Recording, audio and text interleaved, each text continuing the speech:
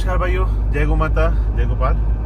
कच्छ भुज से होकर अभी हम जा रहे हैं राजकोट की तरफ। वहां से जाएंगे गोंडल। एक बहुत प्रसिद्ध नाम है गिर गाय में, रमेश भाई रूपारेलिया के फार्म पे। और रमेश भाई रूपारेलिया गौ संवर्धन केंद्र में कैसा गौ संवर्धन होता है, किस तरह से उनका कार्य है, वो आपको दिखाऊंगा। चलते हैं।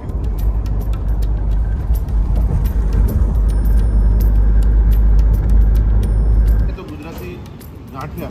गांठिया, तो गांठिया मतलब ये किस चीज़ से बना है? ये मेहंदी का ही बनता है। मेहंदी का।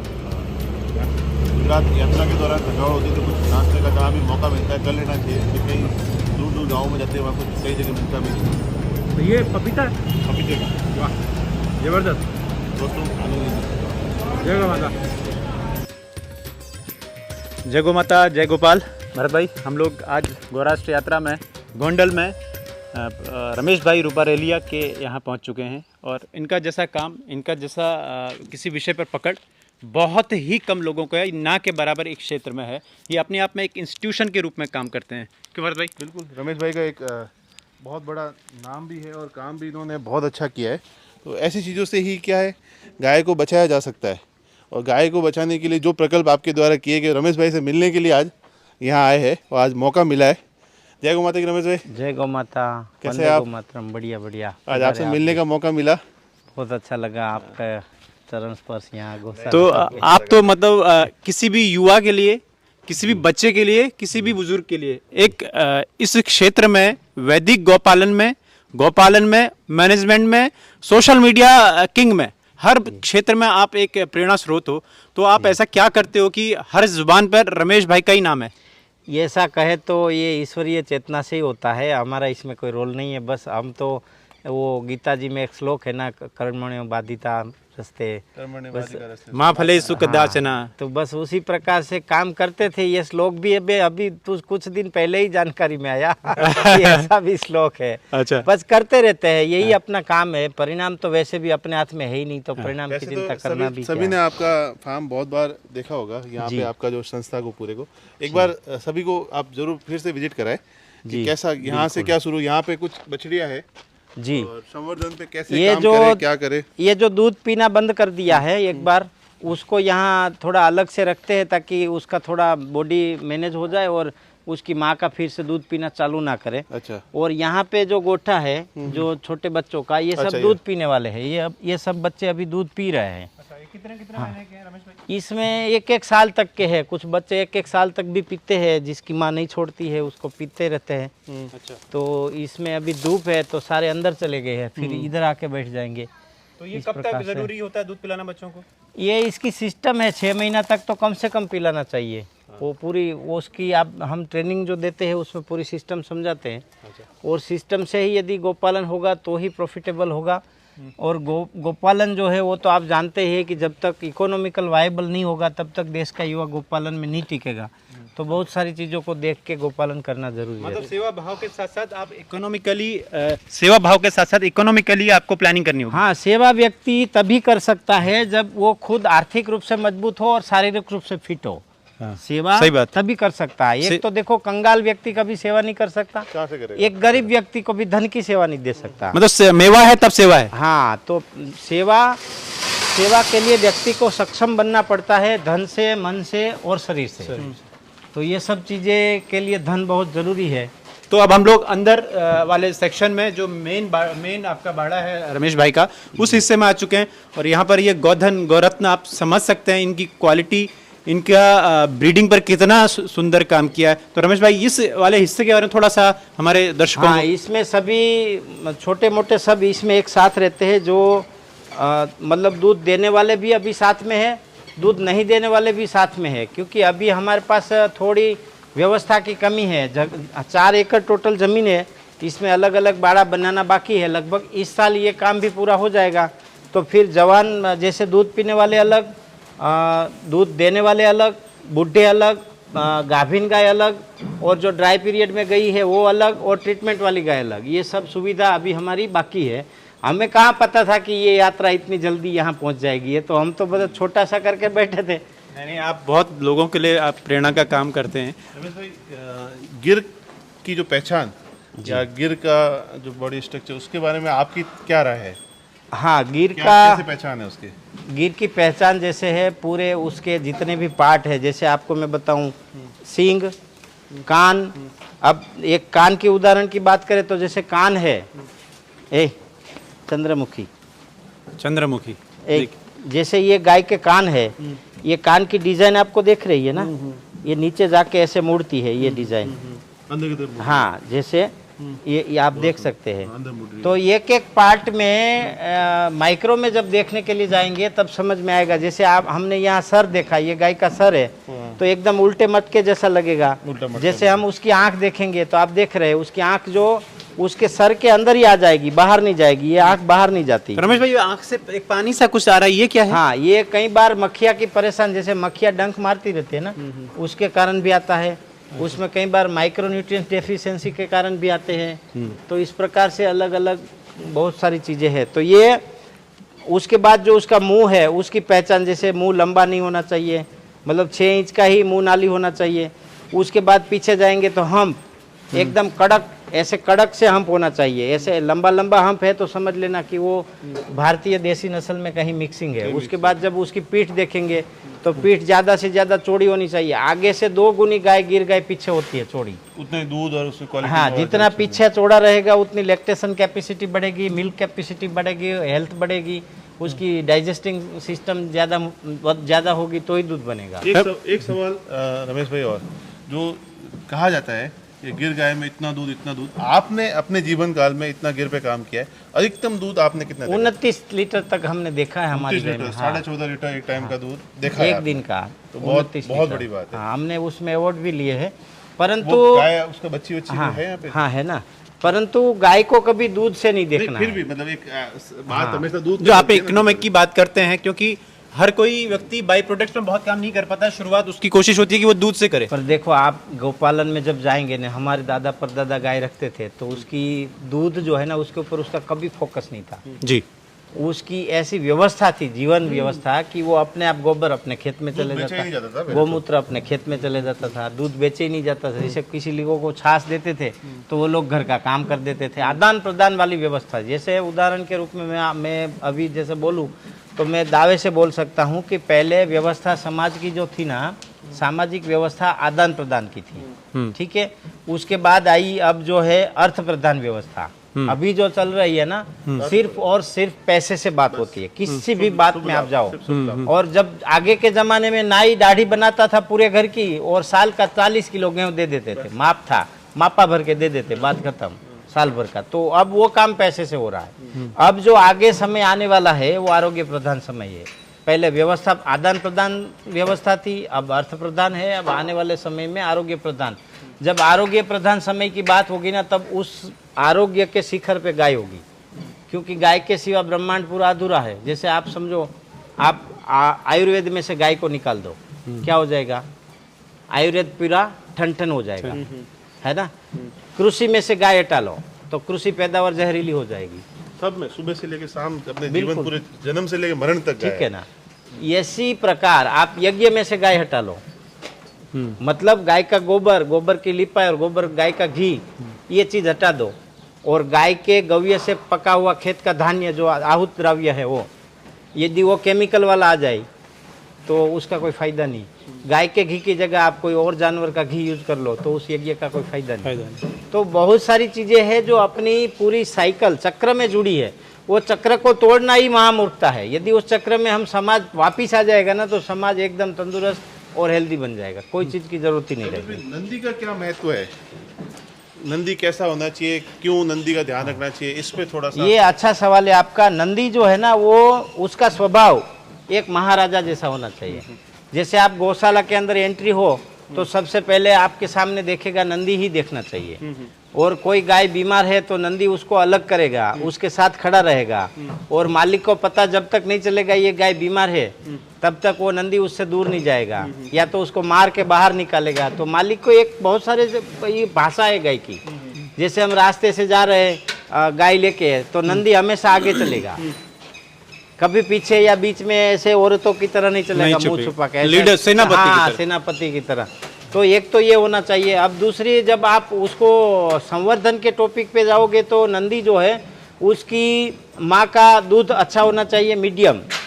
उससे भी बेहतर यदि आगे एक बात है कि नंदी की माँ की रोग प्रतिकारक शक्ति बहुत अच्छी होनी चाहिए, कम से कम बीमार। मतलब जैसे हमारे पास एक नचिता गाय थी, उसकी 32 साल की आयु में कभी उसने गोली नहीं खाई थी, कभी इंजेक्शन नहीं खाया था। उसके वंश में जैसे अभी है हमारे पास नचिता के वंश के 40 बच्चे हैं टोटल, 45, तो उसमें से आज तक किसी ने गोली नहीं खाई है। तो ये जो रेजिस्टेंस पावर है, जो रोग प्रतिकारक शक्ति है, वो यदि हम उसको आधार बना के ब्रीड डेवलपमेंट करेंगे तो आने वाला जो जनरेशन है वो उसी प्रकार से हो जाएगा कि वो गौशाला में डॉक्टर का आना ही बंद हो जाएगा। तो ये भी एक बहुत बड़ा विषय, बिल्कुल बिल्कुल। अच्छा, और आप एक सवाल थोड़ा, क्योंकि आजकल थोड़ा सा रुझान बढ़ा है गौपालन में, डेयरी फार्मिंग में, तो आप उन लोगों से क्या कहना चाहेंगे जो सिर्फ देख के, जैसे मान लिया कोई देखेगा हमारे वीडियोस देखेगा, आपके वीडियोस देखता होगा तो कहता होगा अच्छा ऐसी गाय मुझे चाहिए, मुझे गाय पालनी है, तो ऐसे लोगों को आप क्या कहेंगे कि भाई गौपालन कब आप करें और क्यों करें और कैसे करें? देखो, हालांकि आपका एक पूरा ट्रेनिंग प्रोग्राम है, लेकिन एक संक्षेप में हम ये बता सकते हैं। गोपालन करने से पहले व्यक्ति को सबसे पहले गाय के बारे में जानना चाहिए। अब जब गाय के बारे में आप जानने जाओगे तो फिर बहुत सारी नस्लें हैं भारत में, नस्लों के बारे में जानना चाहिए। फिर आप कौन से क्षेत्र में हो, उस क्षेत्र की नस्ल कौन सी है, उस नस्ल के बारे में जानना चाहिए। और वो जानकारी लेने के बाद फिर जहाँ रेगुलर गोपालन हो रहा है वहाँ पे जाना चाहिए, और प्रैक्टिकली किस प्रकार से हो रहा है उसको समझना चाहिए, प्रैक्टिकली कार्य को समझना चाहिए। ठीक उसी प्रकार दूसरे पार्ट में उसके आयामों को समझना चाहिए, सोर्स ऑफ इनकम को समझना चाहिए, और उसके कैलकुलेशन, जो मैनेजमेंट का कैलकुलेशन है, प्रॉफिट और नुकसान, वो चीज़ को भी समझना चाहिए।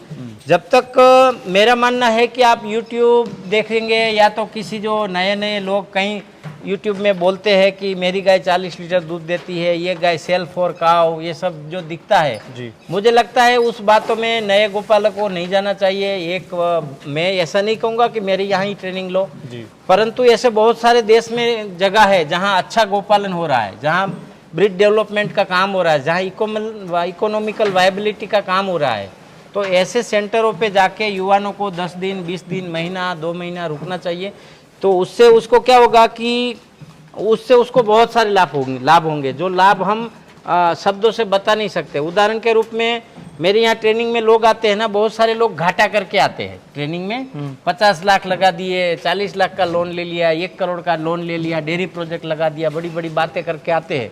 जब यहाँ ट्रेनिंग लेने के बाद वो खुद बोलते हैं कि हम जितना कर रहे थे वो सारा गलत कर रहे थे, करना एक्चुअली वो ये चाहिए था, हमने कर दिया वो, उसके बाद उसको भारी अफसोस होता है। तो यहाँ कहने का मतलब है कि गोपालन में बहुत सारे लोग निष्फल होते हैं, उसका कारण है जैसे पूरी बिना अधूरी तैयारी के। हाँ, और ये इतना छोटा काम नहीं है। जैसे आप कोई आ गया दिल्ली से मेरे पास, वो बोलता है कि मैं दिल्ली से 80 किलोमीटर मेरी एक जगह है, वहाँ पे 100 गाय रखूँगा और 10 लेबर रख दूँगा और बाकी की किसानों की रेंट पे ले लूँगा। अब जब हम उसको समझाने जाते हैं ना तो वो समझते नहीं, वो बोलते हैं नहीं मेरे पास तो खूब पैसा है, मैं पैसे दे के कर लूँगा काम। अब 1 साल के बाद वो मिलता है ना तो हाथ जोड़ के रोता है कि यार हमने बहुत बड़ी गलती कर दी और सारी गाय खराब हो गई और हमारे 1 करोड़ 2 करोड़ रुपये खराब हो गई, कर्जा हो गया, ये हो गया। परंतु यदि वही व्यक्ति पूरी सिस्टम को समझ के काम करेगा तो गाय माता भी बर्बाद नहीं होगी, उसकी खुद की बर्बादी नहीं होगी, उसका पैसा खराब नहीं होगा। क्योंकि व्यक्ति, आखिर आप हो, मैं हूँ या कोई भी हो, हम लोग जीवन जीते हैं तो हमारे जीवन में पैसा चाहिए। भले हम सात्विकता से जीते हैं, पवित्रता से जीते हैं, लेकिन पैसे के बिना सन्यासी भी रह नहीं सकता। ये बात वास्तविक। एक बात और मेरा, रमेश भाई को जो लोग जानते हैं या जिन्होंने भी रमेश भाई का गौपालन पर नाम सुना या उनको देखा है, वो लोग, उनको बहुत सारी बातें नहीं पता होंगी, लेकिन मैं जितना समझता हूँ कि रमेश भाई ऑक्सफोर्ड के किसी प्रोफेसर से भी ज़्यादा ज्ञान रखते हैं इस क्षेत्र में। और रमेश भाई के व्यक्तिगत जीवन के बारे में आज मैं उनसे पूछना चाहूँगा कि रमेश भाई, ये आप अपने बारे में बताइए कि कहाँ से इतना अथाह ज्ञान लिया, और परिवार के बारे में थोड़ा बताइए, कैसे शुरुआत हुई ये सब? ये शुरुआत तो जैसे यहाँ से मेरा गांव 20 किलोमीटर दूर एक देहाती गांव है, कोटरा सांगणी तहसील का सांडवाया, वो मेरा जन्मस्थल है।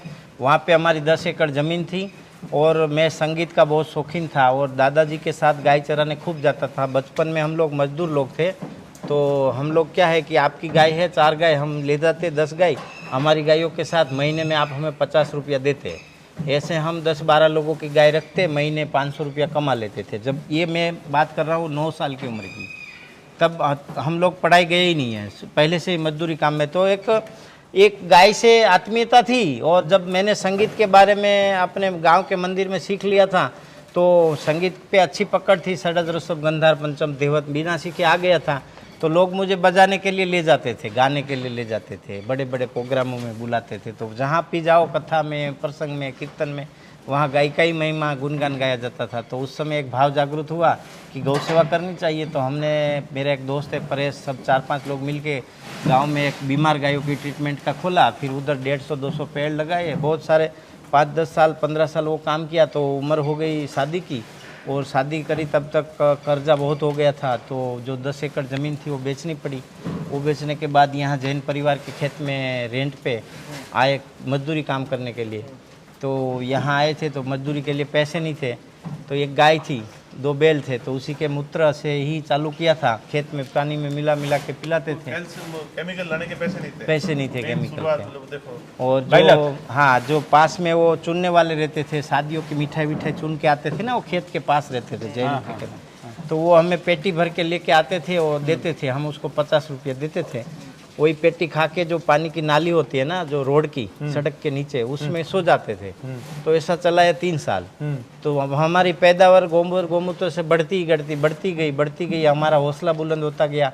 एक गाय थी, फिर दूसरी लाए, तीसरी लाए। जो समाज को नहीं चाहिए गाय, जिसके थन बंद है, ऐसी 30 गाय लाया था मैं। थन बंद, प्रेग्नेंट नहीं होती है, कोई ना कोई कागज खा लिए है ऐसी। फिर उसको ट्रीटमेंट कर करके उसको प्रेग्नेंट करते थे। और उसमें से आज हमारे पास कुल 150 हो गई, 140 के। तो आपने एक बार कुछ किस्सा बताया था अभी हमको बिहाइंड द कैमरा की, कुछ 30 लाख की कुछ प्याज हो गई। तो वो जो गोबर गौमूत्र से कर रहे थे ना, तो 2010 में हमारे ये जो खेत था जी रेंट पे, उसमें 35 लाख का प्याज हो गया था। तो उस प्याज से खेत खरीद लिया। उसके बाद कितना एरिया खरीद दिया? 4 एकड़। 4 एकड़, सोचिए। तो ये जगह भी बंजर थी, पड़ी हुई थी, कोई खेती कर नहीं रहा था, लेकिन ऑफिशियली थी। तो जैसे आपसे खरीदी, रजिस्ट्री दस्तावेज से खरीदी। पीछे नदी है, तो पानी की यहाँ कोई कमी नहीं थी। धीरे धीरे डेवलप किया। गुजरात सरकार की ओर से जब नरेंद्र भाई मुख्यमंत्री थे, तो उनकी ओर से भी थोड़ा आर्थिक योगदान मिला था। और उसके बाद दूसरे साल में 25 लाख की हल्दी हो गई। तो उससे ये पूरा स्ट्रक्चर बना लिया।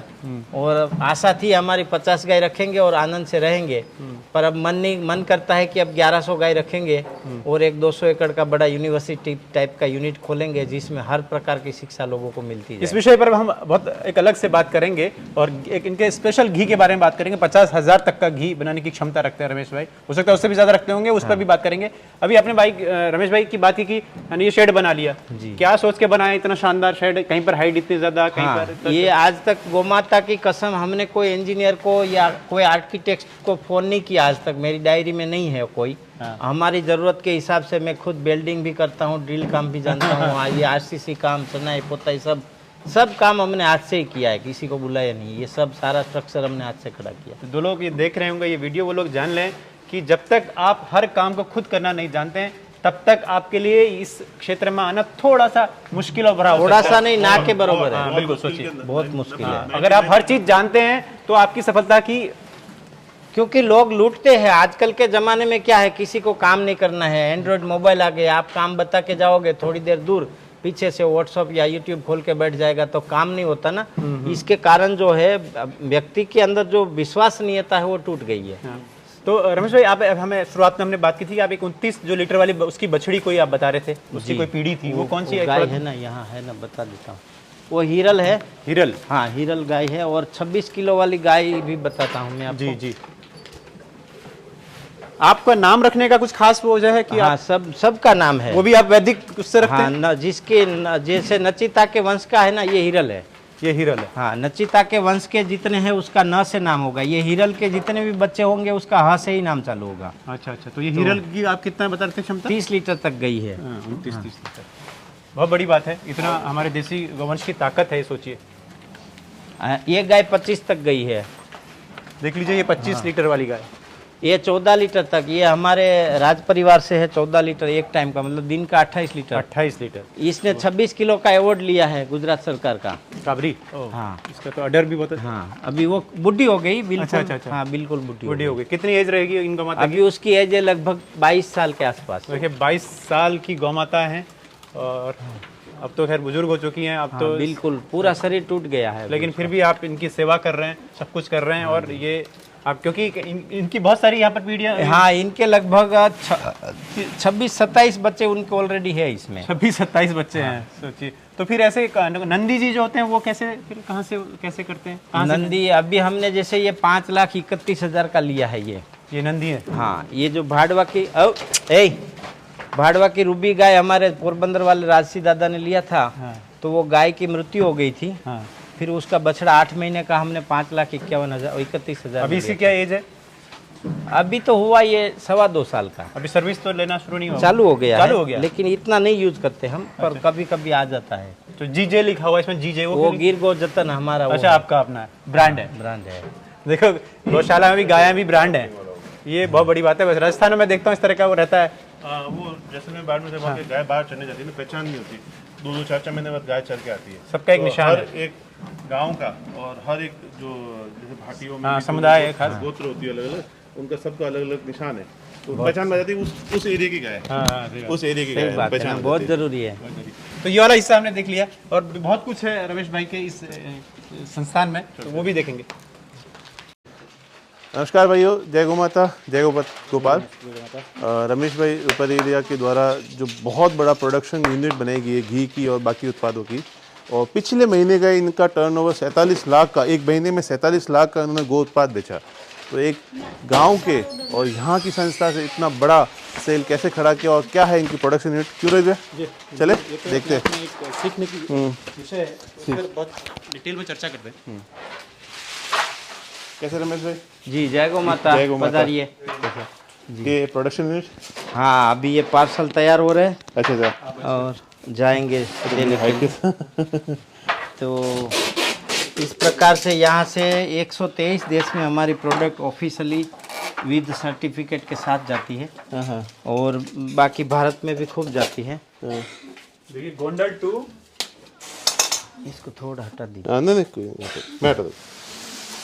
बस आप आ जाइए। कितनी कंट्रीज का गोंडल टू, कहाँ तक कितनी? हाँ, 123 कंट्री में। गोंडल टू 123 कंट्रीज तक ये यहाँ से जो है एक्सपोर्ट करते हैं अपने गो उत्पादों को। उसमें क्या क्या है रमेश भाई? ये हमारी प्रोडक्ट लिस्ट है। स्वाति, फटाफट प्रोडक्ट रखो।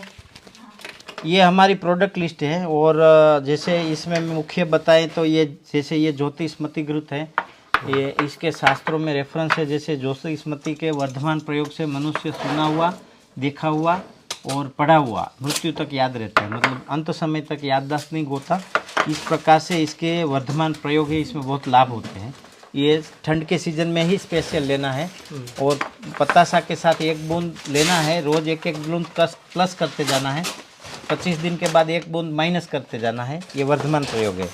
ठीक उसी प्रकार से ये गोबर की भस्म है, गाय के गोबर की।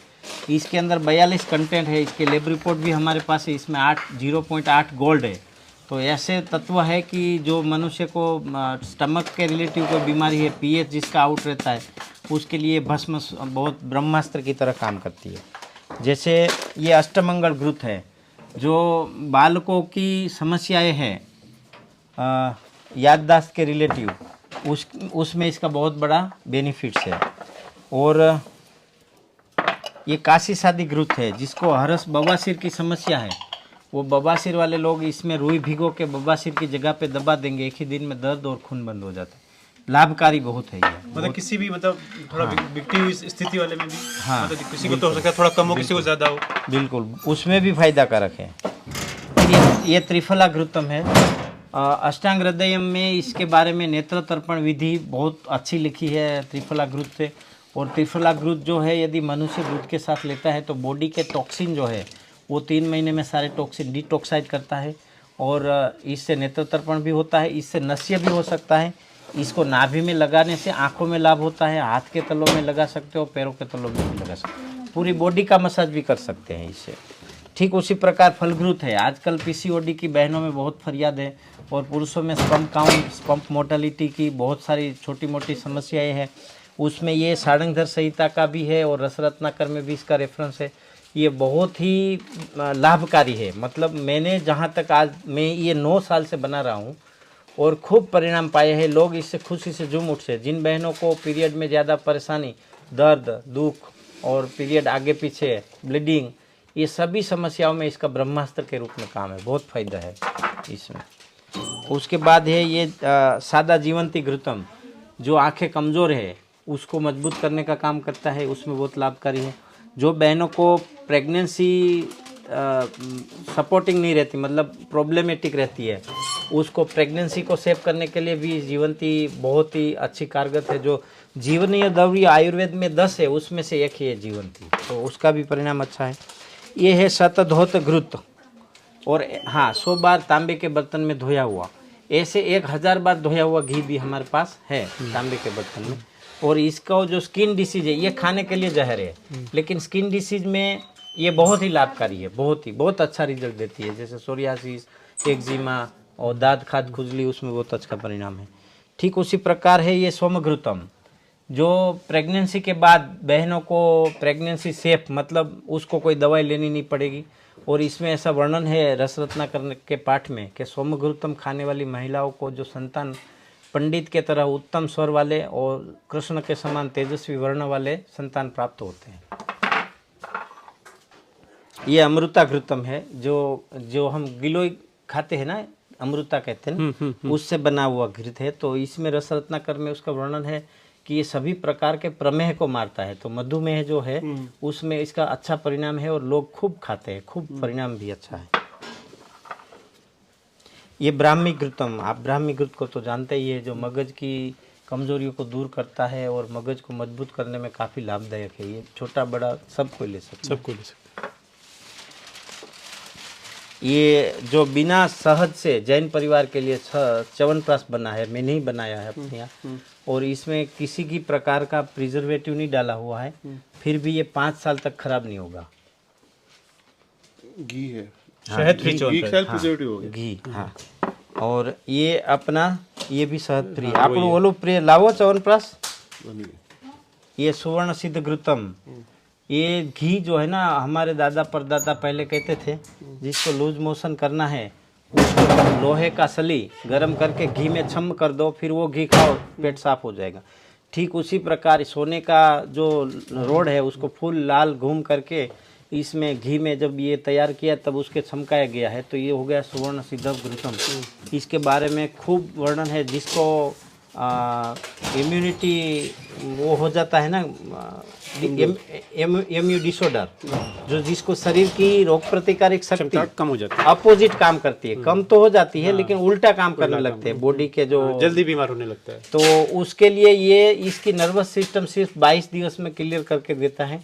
बहुत ही लाभकारी है, बहुत ही। और कैंसर जैसी बीमारी, जैसे कैंसर के सेल शरीर खून में होते हैं, पर वो जब एक जगह पे इकट्ठे हो जाते हैं ना तो कैंसर का दर्द का स्वरूप ले लेते हैं।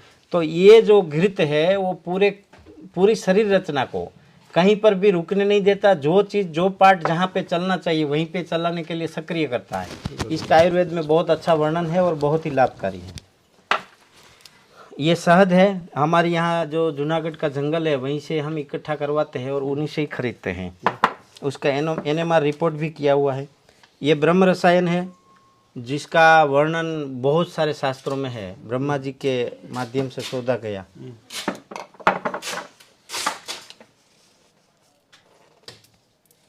ये जो मोरिंगा की पत्तियों का पाउडर है, ये मीठी तुलसी का पाउडर है, ये गेहूं के जवारे का पाउडर है, ये धूप बत्ती है हमारी, ये सब यहीं के उत्पाद हैं। हाँ यहीं के। ये साबुन है, कोई मक्खन से बना हुआ, कोई घी से बना हुआ, कोई शहद से बना हुआ, कोई एलोवेरा से बना हुआ।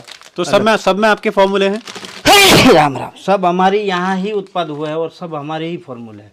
अच्छा, ये सारे जितने चीज़ है वो हमारे खेत के उत्पाद है। मसाले, ये हल्दी है, ये अरहर है, ये एक सब गोबर गौमूत्र की उससे, हाँ, सब नो सब यूरिया, नो organic, पेस्टिसाइड्स, सब ऑर्गेनिक सब ऑर्गेनिक है। देखिए भाई, और एक घी के बारे में हमने तो सुना है कि रमेश भाई जो है 5,000 रुपए से लेके 50,000 रुपए तक का घी बेचते हैं। हाँ, अभी वो मैं कौन सा खुद घी? लाया 1 किलो घी 2 लाख रुपये मेरे आप लिए। खुद लेके आए? हाँ, मेरे लिए 2 लाख रुपए का घी 2 लाख रुपये किलो। किलो? हाँ, ऐसा घी होता है? होता है इसी धरती में? हाँ, इसी धरती, इसी गाय का।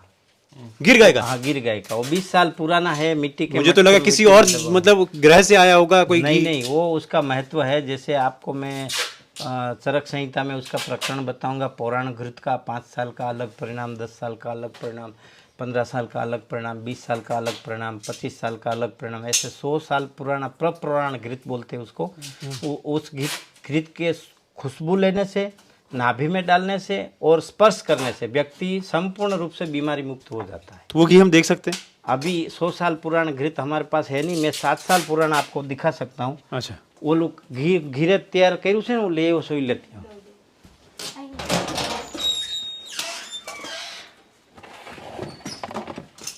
मतलब कहीं आपने बस सोना हीरे चांदी की तरह छुपाया है उसको?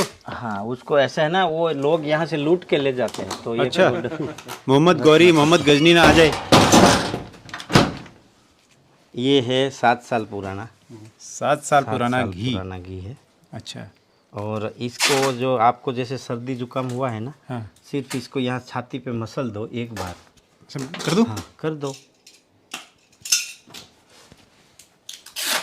हाँ, जो भी सर्दी, कभी कफ सर्दी हो जाए तो इस प्रकार से इसका उपयोग कर सकते देखिए भाई, लाइव डेमो ले लिया हमने तो। हैं। बिल्कुल। खुशबू तो अच्छे है। घी तो घी। ये आप लेके ही जाइए अब। अच्छा, 7 साल पुराना घी जो है रमेश भाई ने जो है रोहित बिष्ट को दे दिया है। और गजब, ये मेडिसिनल उसमें मैं इस्तेमाल करूंगा इसको। बिल्कुल बिल्कुल। बहुत शानदार। तो और आप किस किस उसमें जो आप जो बनाते हैं खास घी, जिनका बड़े मंत्री और संतरी तक जिक्र करते हैं जी, वो व्यवस्था भी मैं बताता हूँ। घी जो है ना, एक बहुत ब्रह्मांड का सर्वश्रेष्ठ लिक्विड है। और जैसे आप पारद, केमिकल की दुनिया में पारद जो है ना, वो सर्वश्रेष्ठ है। ऐसे ब्रह्मांड के अंदर आहार के स्वरूप में सर्वश्रेष्ठ कोई चीज़ है तो घी। अब वो क्या काम करता है, कैसे काम करता है, आज तक जितने साइंटिस्टों ने इसके ऊपर काम किया वो सब की रिपोर्ट अलग अलग है, लेकिन पॉजिटिव है।